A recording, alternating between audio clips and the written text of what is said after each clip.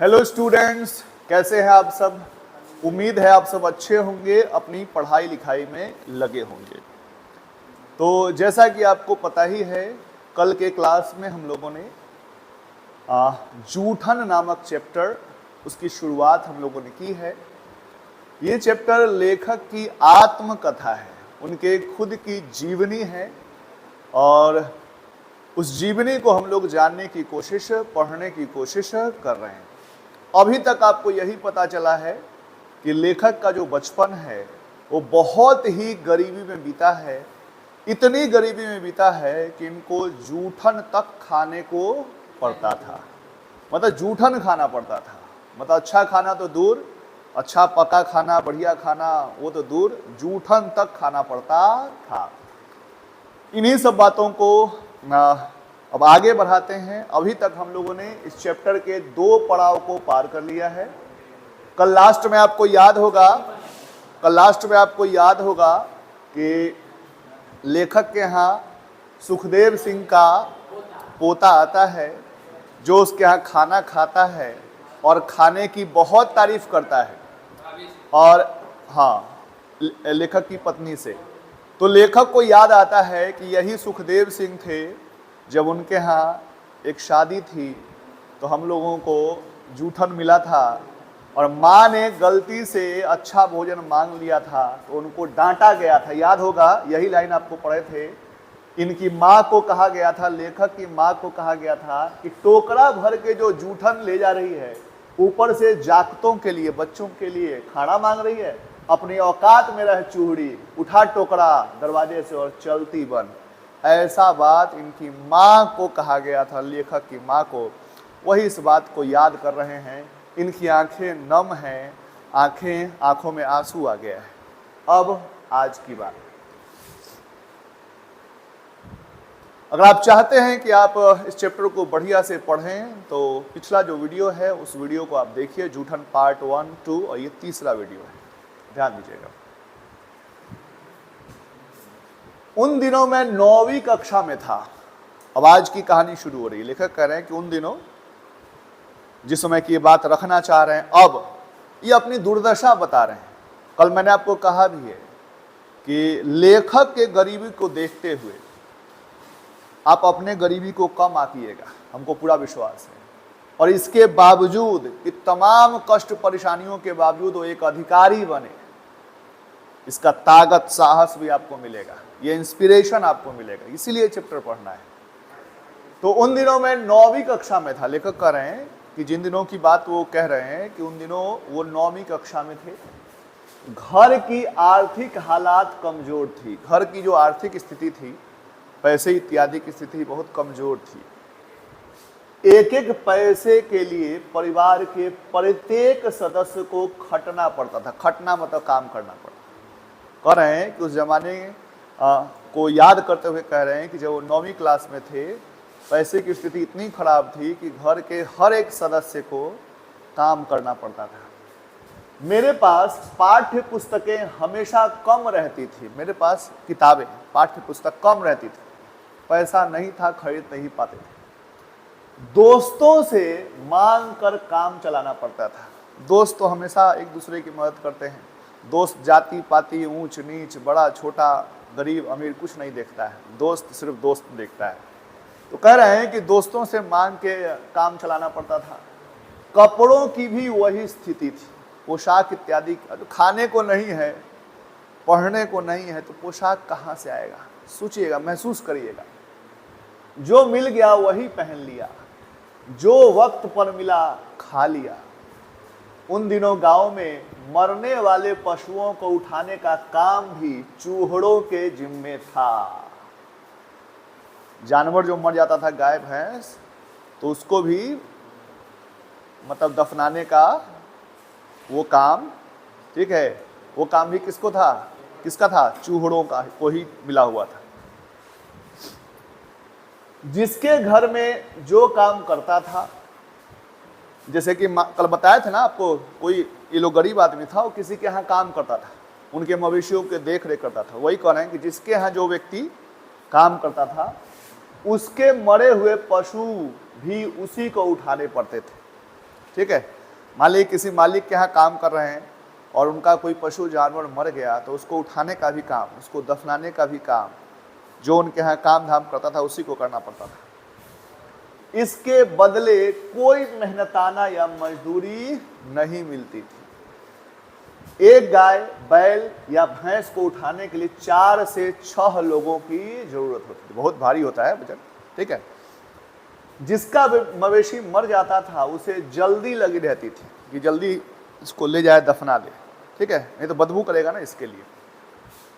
इसलिए वह बार बार बस्ती में आकर चिल्लाता था। बस्ती जहाँ ये लोग गरीब लोग रहता था, गरीब लोगों का एक अलग ही बस्ती हुआ करता था। आज भी देखिएगा जो समाज का सबसे निचला तबका है उसका थोड़ा बस्ती अलग ही होता है, ठीक है। वहाँ लोग आज भी बहुत सारे लोग देखिएगा जाना पसंद नहीं करते। देर होने पर गालियां बकता था। देर हो जाए नहीं, गाय सबको उठाने, भैंस सबको उठाने में तो गाली भी देता था कौन? मालिक। उठाने वाले को इकट्ठा करने में अक्सर देर हो ही जाती थी। उठाने वाले को इकट्ठा करने मतलब मान लीजिए किसी को उठाना है मवेशी, तो उसको 5-6 लोग की व्यवस्था करनी होगी ना, तब ना मवेशी को उठाएगा। पहले बांस उस पर लाद उद कर कैसे कैसे ले आता था पहले। अब तो बहुत तरह का सिस्टम है। पहले कंधे पर ही रख के ले जाया करता था। वही कर रहे कि टाइम लग जाता था। आगे देखिए, मरे हुए पशुओं को उठाना, मरे हुए पशुओं को उठाना बड़ा कठिन काम होता है। इसके अगले पिछले पैरों को रस्सी में बांधकर बांस की मोटी मोटी बाहियों से उठाना पड़ता था।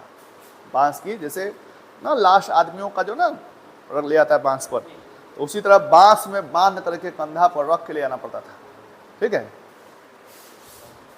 इतने श्रम साध्य काम के लिए, श्रम साध्य मतलब जिसमें ज्यादा ताकत लगे, श्रम लगे, इतने मेहनत वाला काम के लिए, ठीक है, बदले में मात्र क्या मिलता था? गालियां, ठीक है। कितने क्रूर समाज में रह रहे हैं हम, बता रहे हैं कि कितना क्रूर समाज हमारा है, जहां श्रम का कोई मोल ही नहीं, बल्कि निर्धनता को बरकरार रखने का एक षड्यंत्र ही था यह सब। मतलब गरीबी रहे, इसके लिए क्या करना होता था? पहले का लोग क्या, गरीबी आज तुमको रहे तो तुमको पैसे नहीं देता, पैसा नहीं देता तो हमेशा गरीब रहता, गरीब रहता तो उनके यहाँ काम करता और उनका काम चलते रहता। तो कह रहे हैं कि ये लगता है कि ऐसा सिस्टम ही, षड्यंत्र ही चलता था पहले, ठीक है। मरे हुए पशुओं की खाल मुजफ्फरनगर के चमड़ा बाजार में बिक जाती थी। मुजफ्फरनगर उत्तर प्रदेश में। कह रहा है कि जानवर जो मर जाता था उसका जो खाल होता है, चमड़ी होता है, वो कहाँ बिक जाता था? मुजफ्फरनगर के चमड़ा बाजार में। उन दिनों एक पशु की खाल 20 से 25 रुपए में बिकती थी। कितने रुपए में? 20 से 25। बहुत पैसा होता था। आगे जाने और मरे हुए पशु को उठाने की मजदूरी लेकर मुश्किल से एक खाल के बदले 10-15 रुपए हाथ में आते थे। मतलब ठीक है, खाल का दाम 20-25 रुपया मिल जाता, लेकिन उसको उठाने वाले लोग भी तो चाहिए। मान लीजिए कि मेरे साथ लोग आते, 5-6 लोग उठा कर ले जाते, तो उसको भी तो पैसा चाहिए। तो अंतिम में कितना पैसा बचता है इन लोगों के पास? 10-15 रुपए। तंगी के दिनों में 10-15 रुपए भी एक बहुत बड़ी रकम दिखाई पड़ते थे। चमड़ा खरीदने वाला दुकानदार खाल में बहुत मीन मेख निकालता, कमी निकालता। जो खरीदने वाला होता वो कट फट जाने पर खाल बेकार हो जाती थी। जैसे कहीं कट गया ना तो चमड़ा बेकार, क्योंकि उससे कुछ बनेगा नहीं। चमड़ा का बैग उग, बेल्ट टूल बहुत कुछ बनता है ना, तो ठीक रहेगा तब ना। और खराब हो जाएगा, कहीं कट कुट गया तो काम खत्म। तो ये भी काम बहुत मेहनत का था। गरीब था वो तो कुछ भी कर सकता है भाई। खाल को निकालते ही उस पर नमक लगाना पड़ता था, वरना दूसरे दिन ही खाल खराब हो जाती थी। समझे? नमक लगाना पड़ता था उसमें, चमड़ा पर, जिसे दुकानदार खरीदने से मना कर देता था। अगर उस पर नमक नहीं लगाए तो उसको लोग खरीदने से मना कर देता था, खराब हो जाता था, सड़ जाता था। एक रोज ब्रह्मदेव तगा, तगा वही मालिक हैं, त्यागी तगा मालिक सब हैं। एक रोज ब्रह्मदेव तगा का बैल खेत से लौटते समय रास्ते में गिर पड़ा, ठीक है, उठ नहीं पाया, मर गया बेचारा। क्या हो गया? मर गया, ठीक है। कुछ ही देर बाद ब्रह्मदेव ने हमारे घर खबर कर दी, खबर पहुंचा दिया। ब्रह्मदेव मालिक है कि भाई इसको पहुंचाओ अब, ठीक है, हटाओ। पिताजी और मुझसे बड़े भाई जनेसर उस रोज किसी रिश्तेदारी में गए थे। पिताजी और इससे लेखक से जो बड़े भाई जनेसर थे वो किसी रिश्तेदारी में गए थे, अपना भोज भात में कहीं गए हुए थे। घर पर माँ, मेरी बहन माया और सबसे बड़ी भाभी देवी ही रहती थी। कौन थी? माँ थी, बड़ी बहन माया और भाभी कौन? देवी। यही लोग था घर पर। महिला थी और लेखक था एगो पुरुष में। जसवीर उन दिनों, जसवीर इनका भाई है, देहरादून में था मामा के पास। इसका मतलब घर में कोई पुरुष नहीं है जो उस बैल को उठा के और उसका चमड़ा इत्यादि हटा करके बाजार जाएगा, बेचेगा। देख रहे हैं क्या स्थिति। माँ परेशान हो गई थी, बैल की खाल उतारने किसे भेजे। बस्ती में एक दो लोग ही थे, लेकिन कोई भी उस समय जाने को तैयार नहीं था, कोई तैयार नहीं था। माँ ने चाचा से बात की, एगो चाचा है उससे बात की, वो तैयार हो गए, लेकिन उनके साथ किसी को जाना चाहिए, उनके साथ कोई जाएगा तभी होगा, अकेले होने वाला वो काम नहीं है। अकेले वे खाल नहीं उतार पाएंगे। आगे देखिए अब लेखक को क्या क्या करना पड़ा है, गौर फरमाइएगा। मैं उस समय स्कूल में था। मैं उस समय कहाँ था? स्कूल में था। माँ ने थक हार कर मुझे ही बुला लिया। माँ ने थक हार कर किसको बुला लिया? मुझे ही बुला लिया। माँ नहीं चाहती थी कि वह काम मुझे करना पड़े। माँ जो है ना चाहती थी कि बेटा ये सब काम नहीं करे। तो वो देखी कि भाई अब कोई ऑप्शन नहीं है, कोई घर में नहीं है। अब 20-25 रुपया वाली बात है, 10-15 रुपया बचने वाली बात है। बेचारी लोभ में बेटा को बुला ली, लेकिन चाहती नहीं है कि वो सब काम करे। वो पढ़े लिखे, ऐसा हर माँ चाहती है, ये भी चाहती है। गरीब है लेकिन चाहती है, अच्छा बात है, ठीक है। लेकिन खाल बेचकर जो 10-15 रुपए मिलने वाले थे उन्हें छोड़ पाने की स्थिति में माँ नहीं थी। 10-15 रुपया का लोभ लगा हुआ था माँ को, हालत खराब थी इस कारण। लोभ मतलब आवश्यकता थी, ये नहीं सोचिए कि लोभी है, आवश्यकता थी। हार कर माँ ने मुझे चाचा के साथ भेज ही दिया। खाल उतारने गया है, देखिए छोटा बच्चा है, 9वां क्लास का बच्चा है। मेरे चाचा 16 महाकामचोर थे। चाचा जो थे इनके कैसे थे? महाकामचोर। 16 आने कामचोर मतलब समझ रहे ना, एकदम पूर्णतया कैसे थे? महा आलसी कामचोर थे, ठीक है। बस सारा दिन ढोल ताशों में लगे रहते थे। क्या करते? ढोल ताशा बजाते रहते, मेहनत के काम से कतराते थे। ऐसा आदमी के साथ भेज दिया, माँ भेज दी कि वो आदमी महा आलसी है, वो काम करेगा कि इसी से करवाएगा लेखक से। अब देखिए कहानी का ट्विस्ट आपको पता चलेगा। माँ को फिक्र लगी थी कि कहीं हमारे पहुंचने से पहले ही बैल पर गिद्ध या जंगली जानवर न टूट पड़े। एकदम हड़बड़ी में थी, क्योंकि जानवर उस पर टूट पड़ेगा तो चमड़ा खराब हो जाएगा, फिर कोई काम का नहीं होगा। 10-15 रुपया जो मिलने वाला वो भी मिलने वाला नहीं। चाचा ने खाल उतारनी शुरू की। पहुंच गया ये लोग, अब खाल उसका उतारना शुरू किया। मैं उनकी मदद कर रहा था।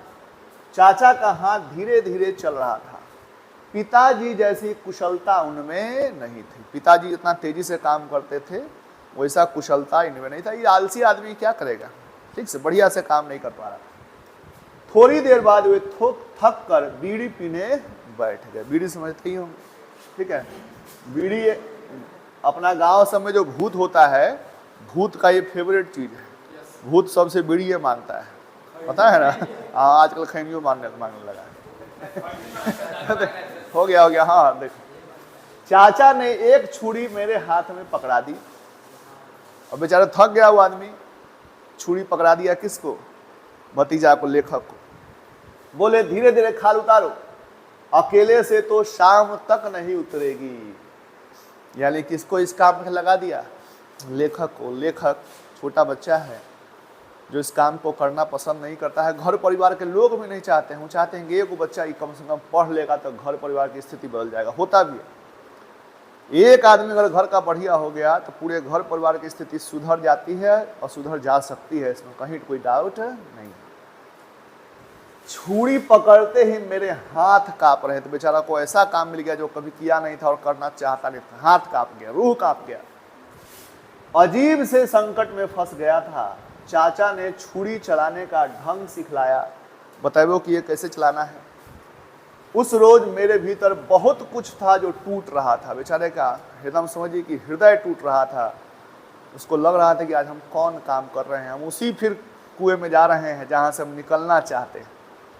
जो काम हम करना नहीं चाहते हैं घर परिवार की स्थिति को देख करके, वही काम आज हमको करना पड़ रहा है। देखिए कैसी स्थिति रही होगी। चाचा की हिदायत पर मैंने बैल की खाल उतारी थी।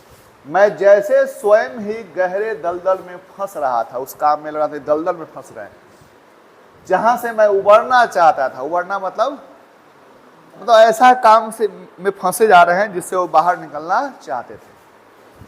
हालात मुझे उसी दलदल में घसीट रहे थे। हालात मुझे फिर लगा था कि हम उसी ओर ले जा रहा है, कि हम इसी गांव में रह जाए, इसी काम सब में रह जाए। हालात ऐसा लग रहा था। चाचा के साथ तपती दोपहरी में जिस यात्रा को मैंने भोगा था, आज भी उसके जख्म मेरे तन पर ताजा है। आज भी वो बात सबको याद आता है तो मन रोने को करता है। देख लीजिए भाई, कैसा खराब स्थिति जी करके भी कोई व्यक्ति अधिकारी बन गया, लेखक बन गया, ठीक है। और हम लोग को तमाम सुख सुविधा है, फिर भी हम लोग आजकल मोबाइले मैन बने हुए हैं, ठीक है। जैसे तैसे खाल उतर रही थी मेरे भीतर का, जैसे जैसे खाल उतर रही थी ना, मेरे भीतर का रक्त जम रहा था। मन देह हाथ एकदम ठंडा पड़ रहा था। क्या हम कर रहे हैं, ग्लानि टाइप का महसूस हो रहा था। खाल उतरने जैसे नहीं होती कि 1 GB डेटा है, जैसे से खत्म होता है ऐसा लग रहा है कि आदमी मर जाएगा, उस टाइप का नहीं, उसी टाइप का सो लग रहा होगा। आज के हिसाब से कहा जाए तब 1 GB डेटा है, आप 50% का आ गया नोटिफिकेशन, 50% खत्म। अरे बाप रे बाप, तो मोबाइल कैसे एकदम आत्मा रो रहा है। 5G वाली बात नहीं कर रहे हैं। हाँ, तो वही खाल उतारने में हमें कई घंटे लग गए थे। चाचा ने खाल को जमीन पर फैला दिया था। उस पर लगे खून को सूखी जमीन ने सोख लिया था। खून रहता है उसमें। चाचा ने खाल को चादर में बांध दिया। उसके बाद किसमें बांध दिए? चादर में। खाल को चादर में माथा पर रखने के लिए। गठरी उठाकर सिर पर रख ली थी। लगभग 2 मील की दूरी पर हमारा घर था। कितना मील की दूरी पर था? 2 मील। बोझ के कारण चाचा को तेज चलना पड़ रहा था। बोझ के कारण वो तेजी से, जो भारी उठाएगा तो खूब तेज चलता है, जल्दी पहुंच जाए। नहीं देखेंगे गाँव घर में। मैं हाथ में छुरी पकड़ उनके पीछे पीछे पीछे लगभग दौड़ता जाता था। दौड़ रहे थे, तेजी से चल रहे थे। बसेरा जाने वाली पक्की सड़क से हम लोग बस अड्डे के पास पहुंच गए थे। इस जगह है, बसेरा जाने वाला कोई जगह है जहाँ, जैसे हाजीपुर जाने वाला बस, जिससे मान लो कोई बिद्दुपुर में रहता होगा तो बिद्दुपुर से हाजीपुर जाने वाला बस जहाँ मिलता है, कोई चौक पर मिलता होगा ना, वैसा ही कोई चौक है, वहाँ वो पहुँच गए थे, ठीक है। गठरी सिर से उतार कर चाचा ने जमीन पर रख दी। अब चाचा जो है वो हाँफ गए हैं भारी ढोते धोते, और वो जमीन को पर रख दिए नीचे। यहाँ से आगे तुम ले जाओ, मैं थक चुका हूँ। और चाचा क्या बोले भतीजा को, लेखक को, कि हम थक गए हैं, अब तुम ले चलो। समझ गए? उस रोज मैंने चाचा से बहुत कहा, लेकिन वो नहीं माने। चाचा बस अड्डे की भीड़ पार करा दो। बेचारा को शर्म लग रहा है कि वहीं पर उसका स्कूल है, स्कूल के छुट्टी का समय है, दोस्त सब देखेगा कि हम क्या उठा रहे हैं तो कैसा लगेगा। नहीं बात समझे? बेचारे को देखिए क्या कर रहा है। बेचारा चाचा से बहुत आग्रह किए कि थोड़ा स्कूल पार करा दो, बस अड्डा पार करा दो, मेरे स्कूल की छुट्टी का समय है, मेरे स्कूल के सभी साथी यह ले जाते हुए देखेंगे तो वे स्कूल में मुझे क्या करेंगे? तंग करेंगे। कह रहे हैं कि इसे हमको बोझा उठाते हुए, जो बोझा में चमड़ी है, खून गिर रहा है, और दोस्त हमको देखेगा तो हमको कल चिढ़ाएगा, तंग करेगा। पार करा दिए इतना, इसको स्कूल पार करा दिए तो हम ले लेंगे। थोड़ा शर्मिंदगी लग रहा है बेचारे को। मैंने गिड़गिड़ा कर रुआसी आवाज में, रोते हुए आवाज में चाचा पार करा दिया ऐसे करके, ठीक है, चाचा से कहा था, किंतु वो नहीं पसीजे। वो आलसी आदमी है, वो क्या पसीजेंगे, आलसी आदमी। हाँ, गठरी उठाकर मेरे सिर पर रख दी। गठरी का वजन मेरे वजन से ज्यादा था। जितना वजन हमारा रहा होगा, 20-25 किलो लेखक कह रहे हैं, उससे ज्यादा वजन उस गठरी का था। मजबूरन उठाकर चलना पड़ा। बस अड्डे की परिचित भीड़ से मैं उस रोज जिस तरह से निकला, मेरा ही मन जानता है। कैसे उस भीड़ में लोग सब देख रहा है, हमको पहचानने वाला दोस्त सब देख रहा है, उस सबसे कैसे नजर चुराते हम निकले, मेरा ही मन जानता है कैसा हमको महसूस हुआ। प्लानिंग, एक भय लगातार पीछा कर रहा था, कोई देख न ले, कोई देख न ले, कोई देख न ले, कोई सहपाठी न मिल जाए, अगर कोई पूछ बैठेगा तो क्या बताऊंगा। सहपाठी समझते हैं ना, साथ में पाठ करने वाला, पढ़ाई लिखाई करने वाला। घर तक पहुंचते पहुंचते मेरी टांगे जवाब दे गई थी। भारी उठा करके लग रहा था कि अब गिरा। गांव के किनारे किनारे चलकर लंबा चक्कर काटा था, लंबा चक्कर घूम के आया था घर तक, बस्ती तक पहुंचने के लिए। मुझे उस हालत में देखकर माँ रो पड़ी थी। माँ जब उस स्थिति में हमको देखी तो क्या हो गई, रो पड़ी। मैं सिर से लेकर पांव तक गंदगी से भरा हुआ था। कपड़ों पर खून के धब्बे साफ दिखाई दे रहे थे। महसूस करिए उस बच्चा का हालत, महसूस करो तब समझ में आएगा दर्द। ठीक है, खत्म ही है, हराइए नहीं, ठीक है, खत्म है तब। बड़ी भाभी ने उस रोज माँ से कहा था, देखिए बड़ी भाभी माँ की तरह ही होती है। देखिए वो माँ से कही कि इनसे ये काम न कराओ, भूखे रह लेंगे। देखिए भाभी कह रही है कि इनसे ही, छोटा बउआ से ही काम नहीं करवाइए, भूखे रह लेंगे, लेकिन इनसे ही काम नहीं कराइए। ठीक है, इन्हें इस गंदगी में न घसीटो। भाभी के ये शब्द आज भी मेरे लिए अंधेरे में रोशनी बनकर चमकते हैं। भाभी का यह बात, ये छोटा बुआ से काम नहीं कराइए, ये बात आज भी अंधेरा में रोशनी की तरह काम करता है मेरे लिए। ठीक है, मैं उस गंदगी से बाहर निकल आया हूँ, मतलब अब वो सब काम, गंदा काम, खराब काम हमको नहीं करना पड़ा, बाहर निकल आए हैं।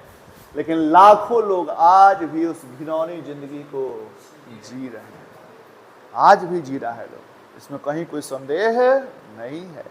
मुझे पूरा विश्वास है कि ये चैप्टर आपको झकझोर करके रखा होगा, नहीं, समाज की जो स्थिति है उसको ये बतलाया होगा। और एक बात जरूर पता चला होगा कि गरीबी से भी कोई व्यक्ति आगे निकल सकता है, बशर्ते उसमें जुनून हो, जज्बा हो, मेहनत करने की क्षमता और लालसा हो। तो इसी उम्मीद के साथ तो ये क्लास हमारा हो गया पूरा। Thank you.